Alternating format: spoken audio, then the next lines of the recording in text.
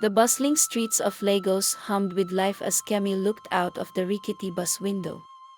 Everything felt larger than life, the skyscrapers towering over the traffic, the colorful street vendors shouting their wares, and the endless sea of people moving in every direction.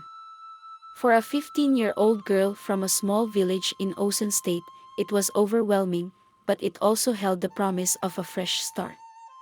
After losing her parents in a tragic car accident, Kemi had clung to the hope that life with her aunt, Auntie Remi, in the city would be her second chance. She dreamed of attending school, becoming a nurse, and one day making her parents proud from heaven. When the bus stopped at her destination, Kemi spotted Auntie Remi waiting impatiently by the roadside. Dressed in a sharp Ankara outfit, with her geli tied high, Auntie Remi looked intimidating but familiar. "Come quickly, girl," she said, motioning for Kemi to grab her small bag. "We don't have all day."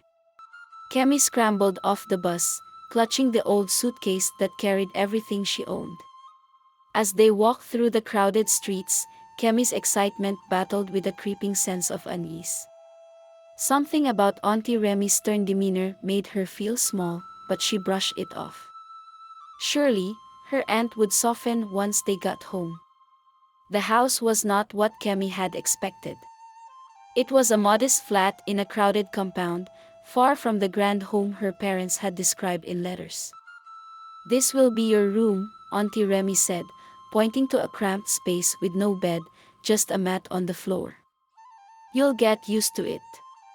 Kemi nodded, swallowing her disappointment. As the door closed, she whispered a prayer, "Let this be the beginning of something good." Kemi awoke early the next morning, eager to discuss her school plans with Auntie Remi.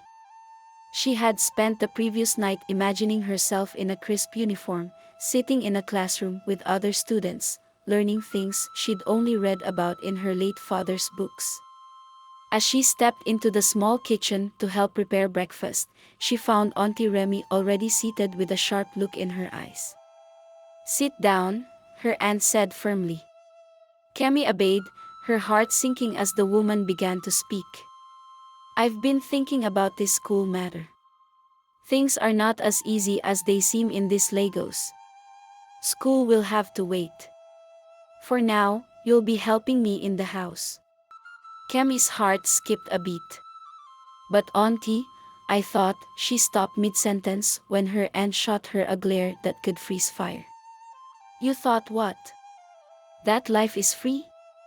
You think I pluck money from trees? Look, Kemi, times are hard. I've taken you in, and that alone is enough sacrifice. You'll work for your keep, and when things improve, we'll see about school." Kemi felt tears prick her eyes, but nodded silently. She didn't dare argue. Deep down, she wanted to believe her aunt's words, that this was temporary. But something in her aunt's tone made her doubt it. The days that followed were grueling. From sunrise to sunset, Kemi was busy cleaning, cooking, fetching water, and running errands. The bustling city she had admired from the bus now felt suffocating. The compound was always noisy, with neighbors quarreling, children crying, and the constant hum of generators during power outages. Still, Kemi held on to hope. Every night, she would whisper to herself, "This is just for now. Things will get better." But deep down, doubt and fear were beginning to creep in. One evening, Kemi was scrubbing pots in the kitchen when she heard voices in the living room. Auntie Remi was speaking to a man with a deep, commanding voice. Kemi couldn't make out every word, but her name came up several times. Curious, she moved closer to the doorway, straining to hear. "She's a good girl," Auntie Remi was saying. "Obedient, hard-working. She'll be perfect for what you're looking for." The man responded with a low chuckle, but his words were muffled. Kemi's pulse quickened. What could they be talking about? "Are you sure she won't resist?" the man asked. There was a long pause before Auntie Remi replied, "Leave that to me. She's just a child. She'll do as I say." Kemi's hands trembled, and she almost dropped the pot she was holding. Her mind raced with questions. Who was this man? What did they mean by, "She'll do as I say"? She wanted to burst into the room and demand answers, but fear rooted her to the spot. Auntie Remi was not someone you questioned. When the man finally left, Auntie Remi called Kemi into the living room. "Come and sit," she said with a tight smile. Kemi obeyed, her stomach churning with anxiety. "That was Mr. Deji," her aunt began.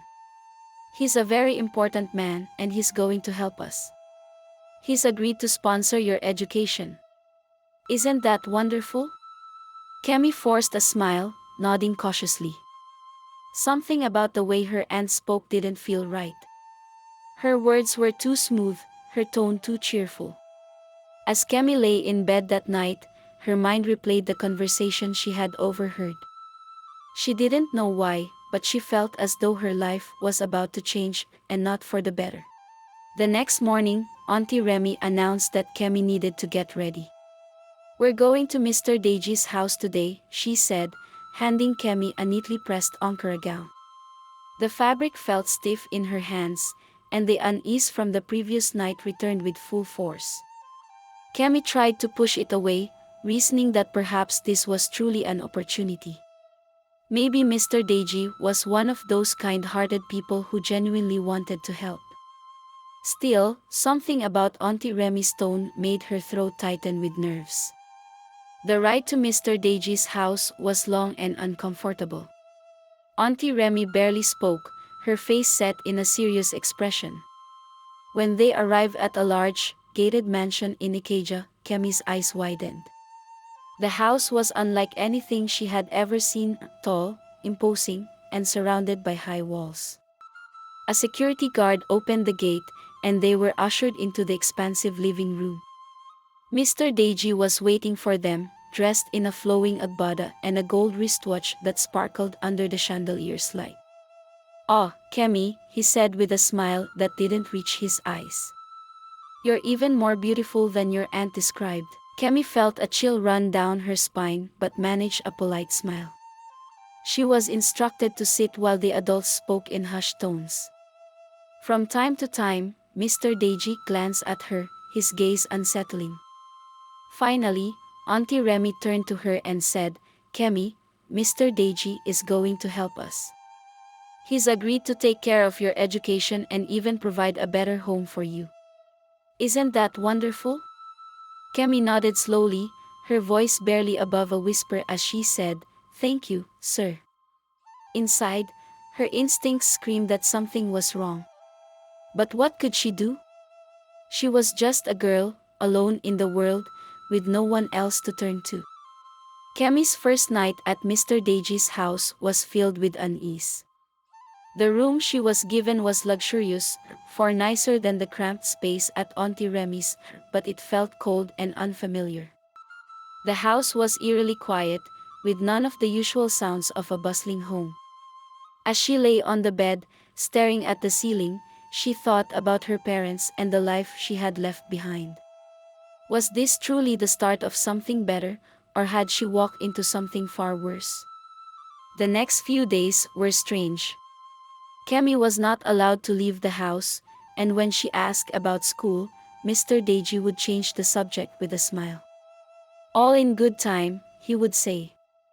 He encouraged her to relax, enjoy the comfort of the house, and get used to her new life. But the more time Kemi spent there, the more she realized how isolated she was.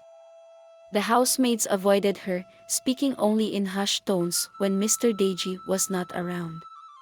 And there were no visitors, except for Auntie Remi, who came by once to reassure Kemi that everything was fine. One night, Kemi overheard a conversation between Mr. Deji and one of his associates. They spoke in low tones, but the words "arrangement" and "profit" stood out. Fear gripped Kemi as she pieced together fragments of their discussion. This wasn't about school or giving her a better life. She was here for something else, something she didn't fully understand yet but instinctively knew was wrong. The realization hit her like a punch to the stomach. She was trapped, and no one was coming to save her. Kemi's suspicions turned into a horrifying reality one afternoon when Mr. Deji called her into his study. The room was filled with the smell of cigars and leather, the air heavy with silence. "Sit," he said, pointing to a chair across from his ornate desk. Kemi sat, her heart pounding in her chest. Mr. Deji leaned forward, his expression calm but unnerving. "You're a special girl, Kemi," he began. "Your aunt brought you here because she knows you can be useful to us. This is a great opportunity for you and your family." Kemi's voice trembled as she asked, "What do you mean, sir?" He smiled, but it didn't reach his eyes. "You'll help us by doing something only you can do. You'll bear children for families who need them. It's a noble thing, really, a chance to give life and help others." Kemi's blood ran cold. The words didn't make sense at first, but as the weight of them sank in, panic clawed at her chest. She tried to protest, but Mr. Deji's voice turned sharp. "This isn't up for discussion, Kemi. Your aunt has already agreed, and you'll do as you're told." Shaking, Kemi fled to her room, locking the door behind her. She sank to the floor, tears streaming down her face as she tried to process what was happening. This couldn't be real. How could Aunt Remi, the woman who had promised to care for her, betray her like this? Kemi thought of her parents and their dreams for her future. They had wanted her to thrive, to build a better life. But now, she was trapped in a nightmare she couldn't escape. The walls of the house seemed to close in on her as she whispered to herself, "I have to get out of here." Days turned into weeks, and Kemi's fear grew with each passing moment. She tried to avoid Mr. Deji as much as possible, but the isolation was unbearable. The housemaids were distant, their faces blank as they went about their duties. It seemed as though everyone in the house was complicit in the terrible secret she had uncovered. Everyone, that is, except for one girl, Blessing. She was a quiet maid who seemed no older than 20, with kind eyes that lingered on Kemi whenever they crossed paths. One evening, while Kemi was sitting alone in the kitchen, Blessing approached her. "You don't belong here," she said softly, glancing over her shoulder to make sure no one was listening. Kemi looked up, startled. "What do you mean?" she whispered. Blessing hesitated, then sat down beside her. "I've seen it before," she said, her voice filled with sadness. "Girls like you. They bring them here, promise them a better life, and then..." Her voice trailed off, but the look in her eyes said everything. Kemi's heart sank. "What can I do?" she asked, her voice trembling. Blessing leaned closer. "You have to be smart," she said. "You can't let them know you're planning anything. But you're not alone. I'll help you." For the first time in weeks, Kemi felt a glimmer of hope. She wasn't completely alone. With Blessing's help, she began to gather information about the house, the guards, and Mr. Deji's routines. They couldn't act yet, not without a solid plan, but Kemi knew one thing for certain: she would not let this be her fate. Blessing's words gave Kemi a renewed sense of purpose, but the weight of their situation was overwhelming. Escape would be nearly impossible without outside help, and Kemi's mind raced as she tried to think of someone she could trust. Then she remembered Uncle Raymond, a close friend of her father's who lived in Lagos. He had attended her parents' funeral and had offered to help if she ever needed anything. Kemi's heart lifted at the thought. If she could get a message to him, maybe he could rescue her. That night, after the house fell quiet, Kemi sat on the edge of her bed, writing a letter by the faint light of her room. She poured out her fears, her suspicions, and her plea for help, careful to keep her words vague enough that anyone reading it wouldn't understand. "Dear Uncle Raymond," she wrote, "I am in trouble. Auntie Remi brought me to Lagos, but things are not as they seem. Please come quickly. I am at Mr. Deji's house in Ikeja. I can't explain more, but I need you to save me. Her hands shook as she folded the paper and hid it beneath her pillow. The next challenge was getting the letter out of the house. Blessing agreed to help, but the plan was risky. Early the next morning, while delivering laundry to the security guard's quarters, Blessing slipped the letter into the pocket of a delivery boy who often came to the house. Take this to this address, she whispered, handing him a crumpled note with Uncle Raymond's location. The boy, who had been tipped generously by Blessing in the past, nodded without question. As the day wore on, Kemi's anxiety grew. Every sound, every glance from Mr. Deji or the guards, made her heart race. Would the letter reach Uncle Raymond in time? 3 days passed with no word, and Kemi began to lose hope. Every minute felt like an eternity, and the fear of being discovered gnawed at her. But on the fourth day, everything changed. That evening, as she helped Blessing clean the kitchen, one of the guards suddenly barged in. Kemi, he barked, you have a visitor. Kemi froze, her mind racing. A visitor? Who could it be? Blessing gave her a subtle nod, signaling her to remain calm. When Kemi stepped into the living room, her heart nearly stopped. Uncle Raymond stood there, his face a mixture of concern and determination. Kemi, he said, his voice steady but firm, I came to see how you're doing. She opened her mouth to respond, but before she could, Mr. Deji appeared, his expression dark. Who are you, and why are you here? He demanded. Uncle Raymond didn't flinch. I'm her guardian, he said smoothly. I've come to check on her. Is there a problem with that? The tension in the room was palpable. Mr. Deji's eyes flickered with suspicion, but he forced a smile. Of course not, he said, his voice tight. But Kemi is fine here. She doesn't need anyone meddling, Uncle Raymond's gaze hardened. That's for me to decide, he said. He turned to Kemi. Are you okay? Kemi hesitated, then shook her head ever so slightly. It was enough. Uncle Raymond's jaw tightened, and he turned back to Mr. Deji. We'll be leaving now, he said, his tone leaving no room for argument. The confrontation wasn't over, but for the first time, Kemi felt a flicker of hope. Help had arrived. Kemi barely had time to process Uncle Raymond's arrival before Mr. Deji made his move. You're not taking her anywhere, he said, his voice rising. The guards in the compound moved closer, their menacing presence making Kemi's stomach churn. Uncle Raymond didn't back down. Let's not make this harder than it has to be, he said calmly, but his eyes burned with defiance. You have no legal claim over her. I'll take this to the authorities if necessary. The room crackled with tension as Mr. Deji and Uncle Raymond locked eyes. Kemi felt her hands trembling by her sides, and she prayed silently for a miracle. Just then, Aunt Remi walked in, her face a mask of false friendliness. What's going on here? She asked, feigning ignorance. Uncle Raymond turned to her. I know what you've done, he said sharply. This girl is not a pawn in your schemes. She's coming with me. Auntie Remi's smile faltered, and her eyes darted to Mr. Deji, seeking direction.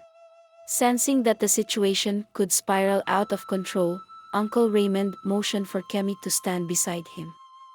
Let's go, he said firmly. But as they moved toward the door, one of the guards blocked their path.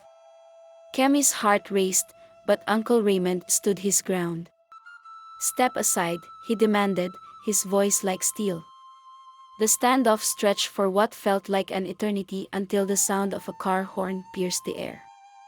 Kemi glanced outside and saw a police car pulling into the compound. Uncle Raymond had called for backup. The tables were turning, but Kemi knew this battle wasn't over yet. The police officers entered the compound with authority, their presence sending a ripple of unease through Mr. Deji and his guards.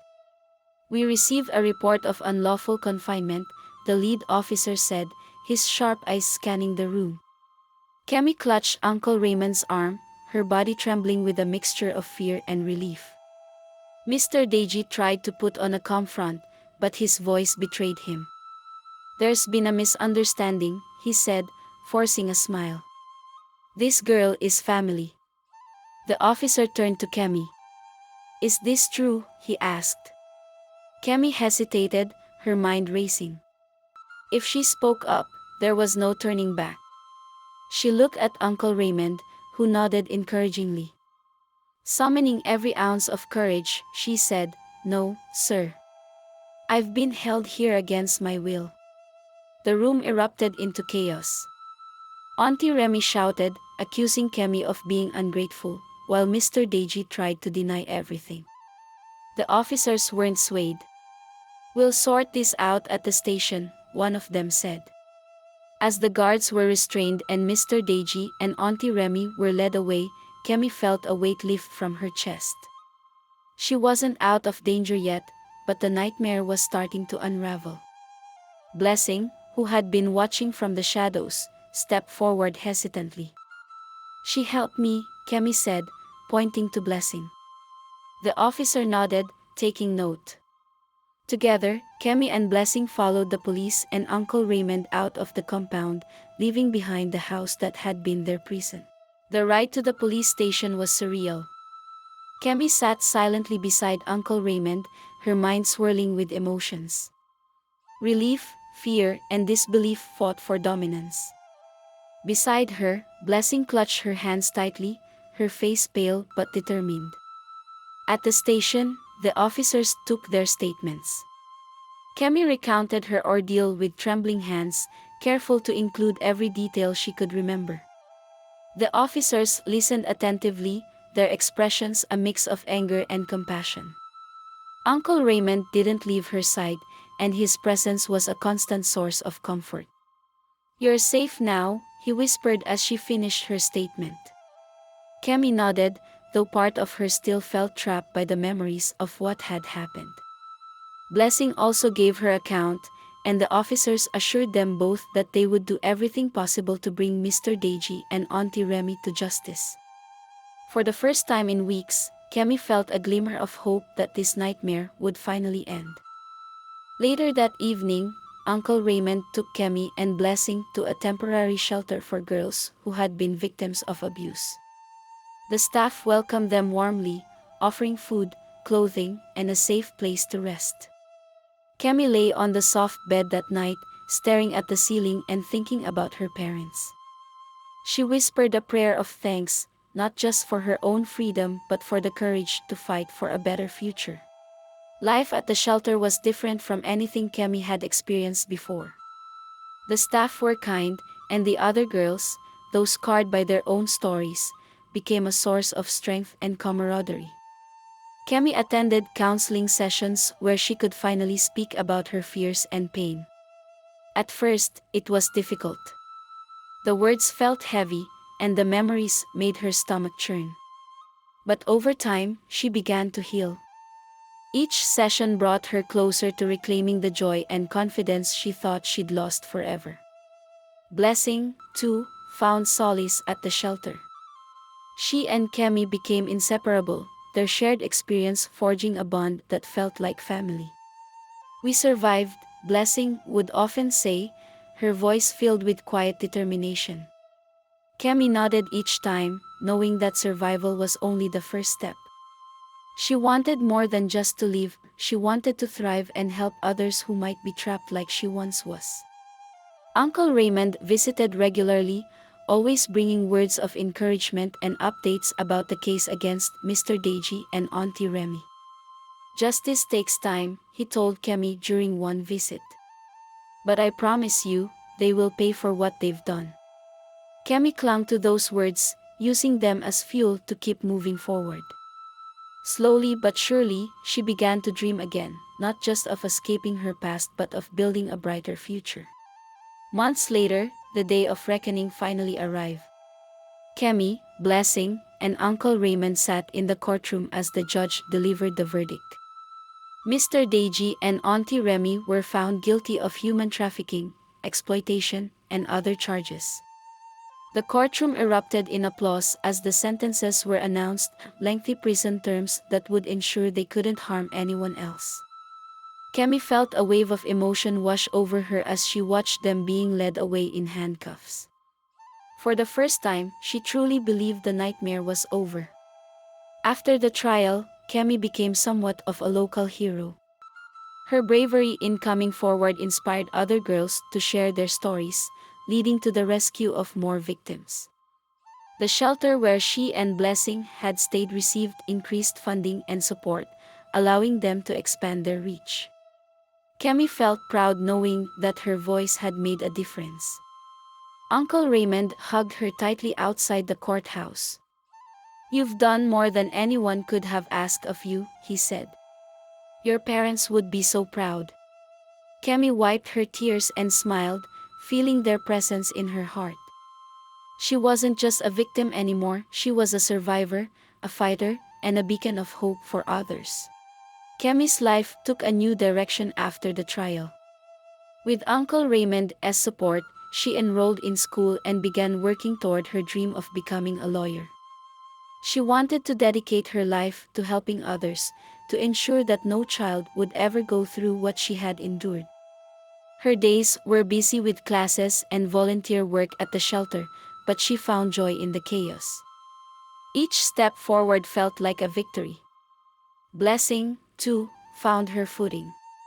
She pursued a career in social work, determined to give back to the shelter that had saved her. The two friends remained close, their bond unshaken by time or distance. They often spoke about their plans to start an organization that would fight against human trafficking and empower young girls to take control of their futures.